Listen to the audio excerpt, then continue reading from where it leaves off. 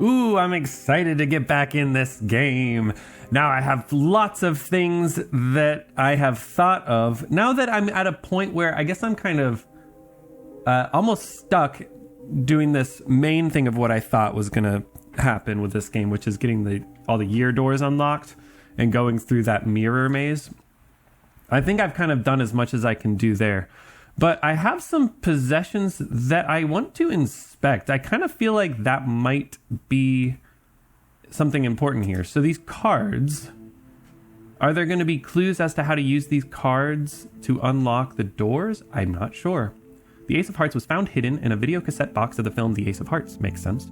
The back of the card has swirly red letters which read, Club Rouge Monte Carlo. It has a small circular brown stain, like a coffee cup was put on it, huh?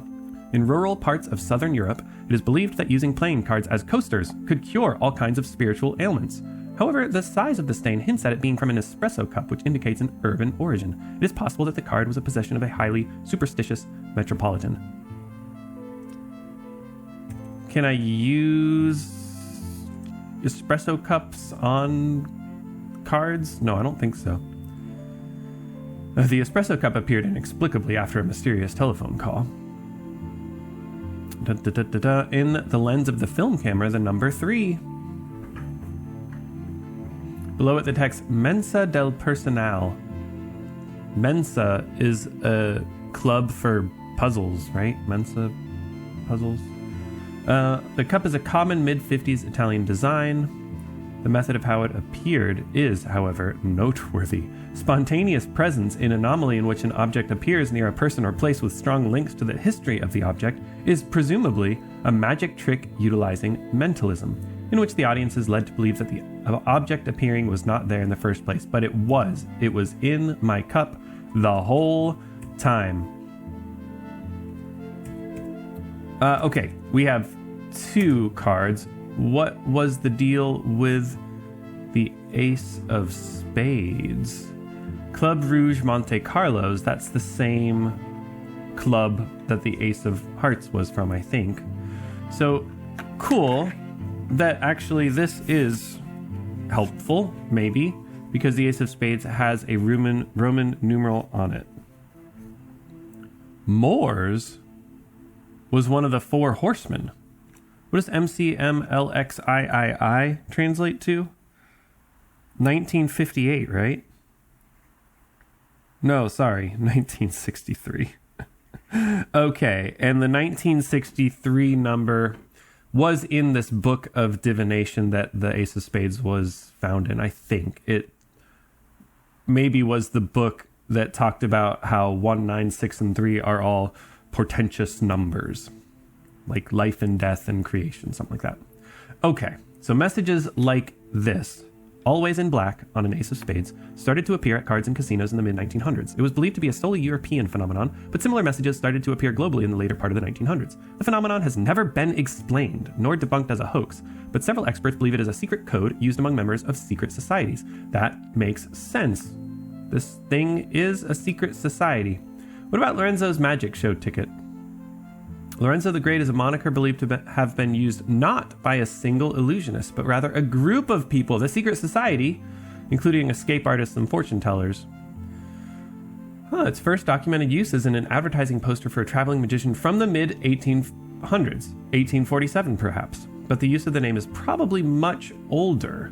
The name has been referenced in a series of German silent movies of the Expressionist era, as well as the lost media phenomenon, The Third Eye, the lost media phenomenon. That's Renzo's film, which I do kind of think that he made all this stuff up. Okay, what do I do next? Let's inspect the crucifix key and the rose. The crucifix key was part of a crucifix on the altar in the chapel. A layer of dirt and rust has been scrubbed off and reveals a shinier surface below with an engraving reading 3. Crucifix-shaped keys of this size were common for sacred places like cemeteries in the 1500s to 1800s. This key is at least 200 to 300 years old. The engraving is the Roman numeral 3, which could either represent the Holy Trinity or be an allusion to the third eye, which is often confused with the Eye of Providence, even though their meanings differ wildly. The Eye of Providence, that's the first time I've heard of that. But here you go. The crucifix-shaped key were common for places like cemeteries. Well, that's what I needed. That is the clue. that I needed. Let's run to the cemetery. I forgot about that thing, didn't I? The very first episode, running up to the hotel. Okay, well, I gotta pet the dog. I just gotta. Oh, what a good boy. Oh, yes. Rudy.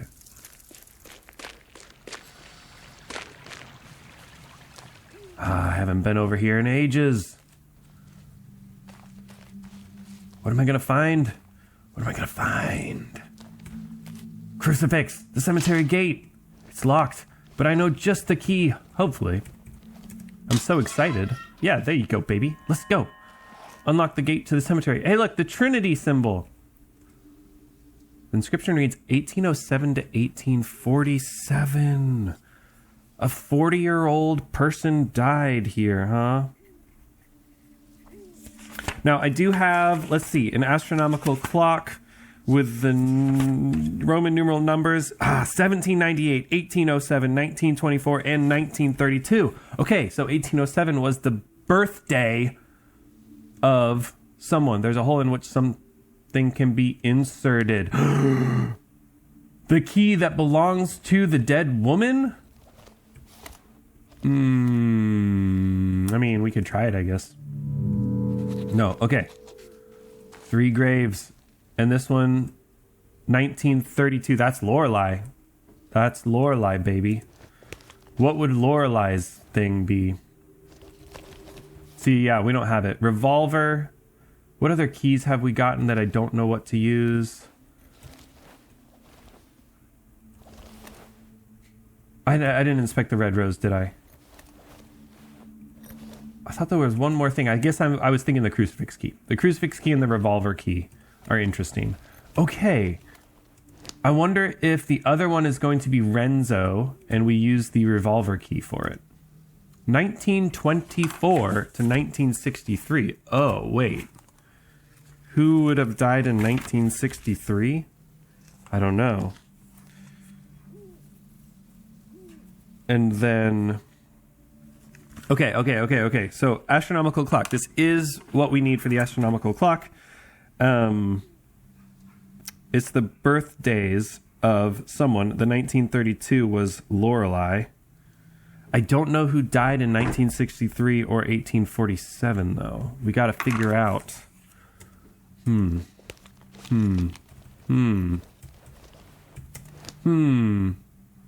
Oh, should I try the dead woman's key in this one?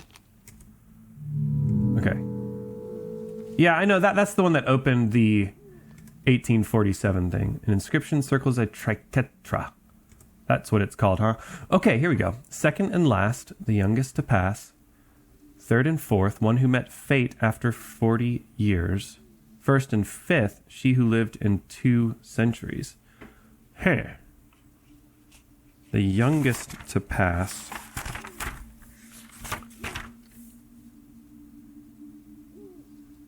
I don't know.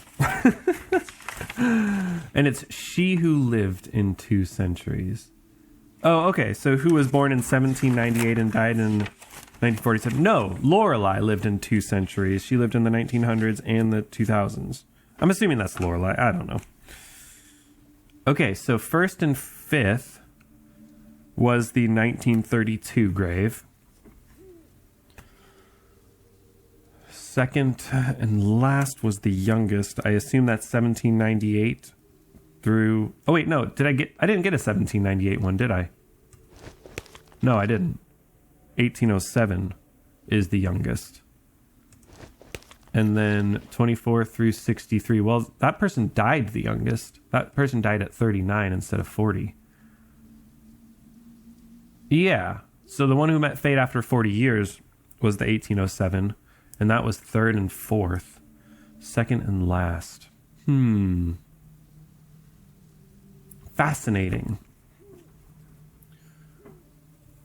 Am I going to have number keys or something? Or maybe I need 3 keys, and then once I put the 3s in the graves, then I activate them in order. First, second, third, fourth, fifth, and sixth. That sort of thing. I see $1 over here, don't I? Yeah, I do.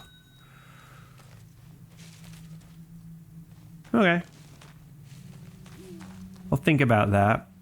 Oh, there's $1 over here. I thought I couldn't leave the path. How do I get that $1? It's over there. You guys see it. What? You're not gonna let me... it's there. There we go. What a secret. All that for $1, huh?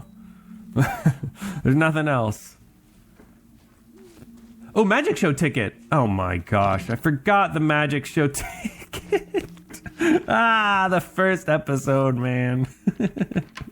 Too much has happened since then. We're gonna be able to meet Lorenzo. He's in there.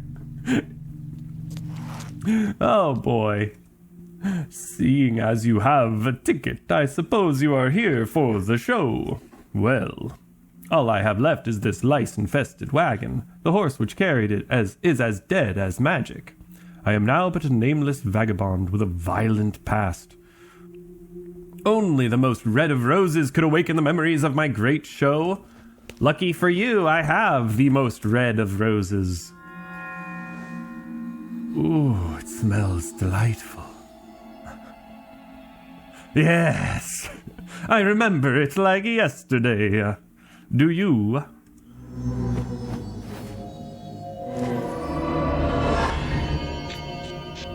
Wow. Should I go this way to the stage?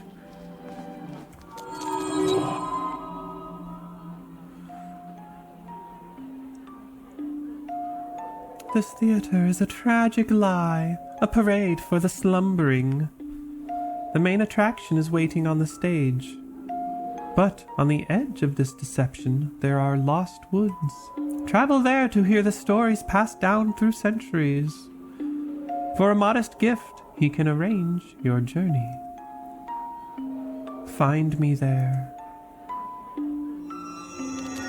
Find the owl girl on the edge of the lost stage. Okay, so don't go to the stage yet, is kind of what that meant. Oh, no, come back.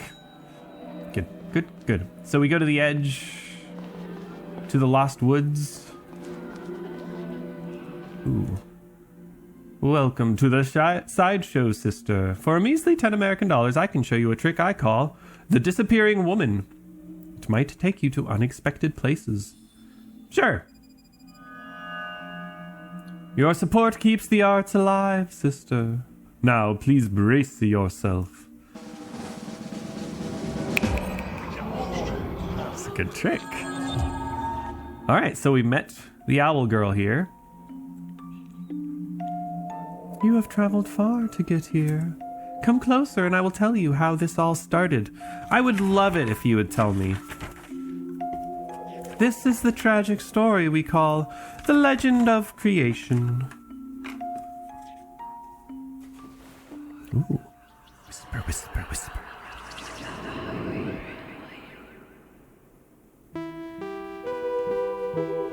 Thousands of years ago, the third eye shone over the islands in the Far East, but one night it fell from the sky. A human found it, and when she held it, she saw the magic of this world. She had a vision, and she painted a creature in red ochre on a cave wall. At night, the crimson beast awoke. It spread chaos and death and devoured the human and her people. Gotta be careful what you draw on walls. The story of the red creature became legend, but the third eye lived on and appears in the most unlikely of places to this day.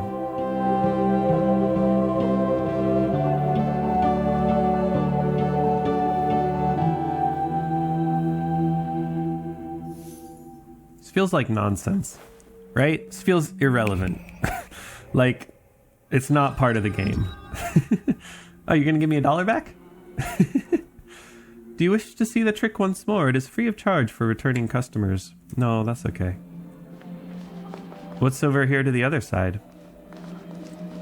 And that'll take me back, I assume. Welcome to the sideshow, sister. For a measly 10 American dollars, I can show you a trick I call the disappearing woman. Might take you to unexpected places. I kind of want to play the video games. Nah, whatever. We'll blow our money. If we wasted $10 on the same thing, that's fine. It's better be different. It's better be different, owl girl. Oh, your journey has been long to reach these lost woods. Come closer and I will tell you one of the legends, another of the legends, hopefully, we speak of in this forest.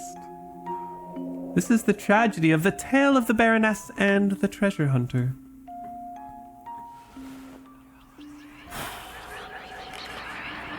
This doesn't feel helpful. Yet. But it'll all come together, I'm sure. Long ago, there was a noble human born in a palace. Hidden in her palace was a long-lost treasure with a will of its own. Paint the world in red, it whispered to her in her dreams. Driven by the influence of the treasure, she painted a treasure hunter who appeared in her palace as if real. Together, they set out to find the treasure known as the Third Eye.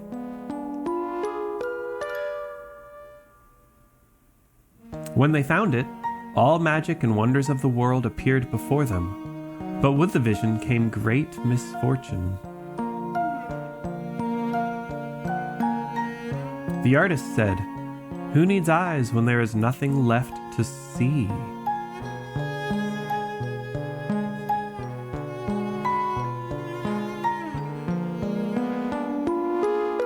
Interesting. She cut out her eyes and blindly fell to her demise, not as a human, baroness, nor artist. Instead, she had become art. She had turned into red paint from an old rusty bucket. Might have smelled a bit like blood, huh? Her whole world faded away, as did the treasure hunter, but the Third Eye was once again prepared to trade hands.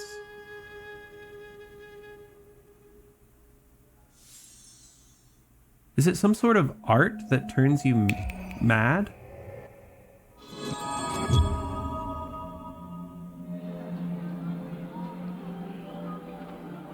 See, that felt relevant to what we've seen before. The legend of the creation did not seem super relevant. What's over here to the sides? Oh man, there's so much. Welcome to the sideshow. I don't have all this... Yeah, okay, we have enough, I guess. I really wanted those video games. The one video game I got was so helpful in like teaching me what to do in that maze. You've traveled far, come closer. The Quest of Man, and it is another tragic story, The Quest of Man. I wonder if each of these stories, there might be 4 of them, each of the stories has to do with the 4 characters. The legends tell of a human who sought magic. He traveled to a dilapidated palace in the west to find it. Yeah, and they're each directional too. Somewhere on these grounds he found the Third Eye, and when he held it he saw the magic of this world. This encounter, by holy and profane, gave him a vision of his magnum opus.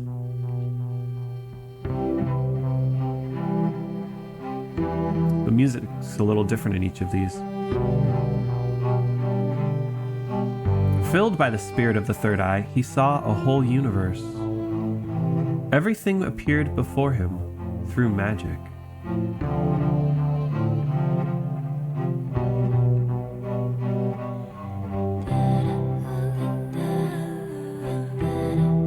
There's not a whole lot of vocals in this music, but pretty clearly there's in this one. Alas, magic likewise gained him mastery of a woeful truth. He found that art is only as good as its spectators. This is like the opposite of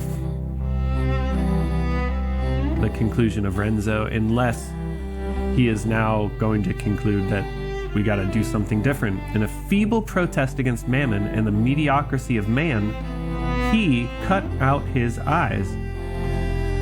I haven't seen any man, cut out his eyes.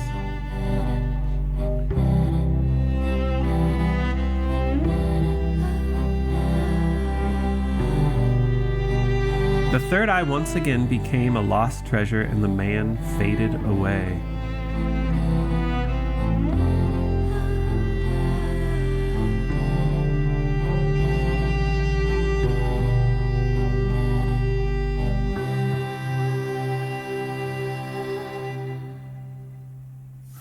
I quite like the music scored with the scrolling writing. That's quite nice.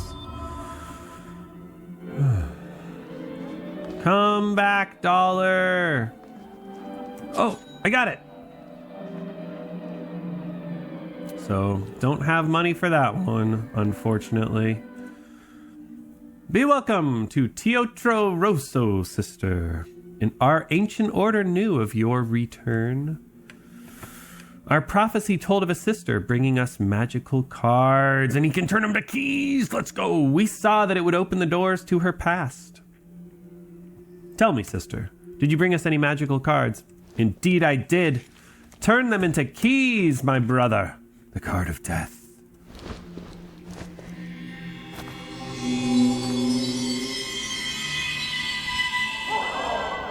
Use it wisely, sister.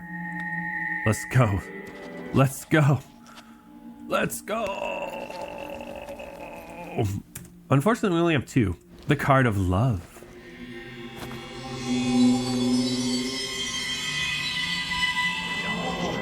Use it wisely, sister. All right. So I need a few more dollars so we can find the fourth thing there. I need $20 more on top of that so we can get 2 video games. I need like $6 or $7 more so that we can finish those little trinkets in the basement, and that maybe is all we need money for. Who knows? Next time I'll go to Befragen 9? Hang on.